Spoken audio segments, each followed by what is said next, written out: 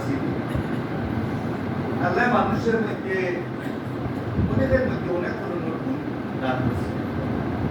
মকসুদ আমার দৃষ্টিতে তার ব্যক্তি জীবনযাপন, সামাজিকতায় অংশগ্রহণ সব কিছুতে গুছাই আছে। আমার কাছে এই জিনিসটা প্রতিমান সুন্দর করে গুছাই আছে। মকসুদের মুখের দিকে তাকাইলে একটা হাসি, মামা বাবা আসুন সালাম জানি না আল্লাহ তারে সালাম করছে, তারে পাঠাইছে, তার কাছ থেকে আল্লাহ আমরা সবে আলিমুল্লাহ শুক্রবারে মুখ চাইতাম, শুক্রবারে আল্লাহ মুখ দিত, রাত্রে 2টা রাইতা বা যতটুকু হোক না কেন রাত্রে 12টার মধ্যে দিত।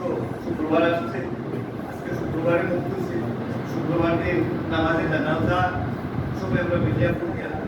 আল্লাহ ইনশাআল্লাহ মাফ করে দিলে আমরাও দোয়া করতাম, আল্লাহ জান্নাতুল ফেরদাউস নসিব করতে।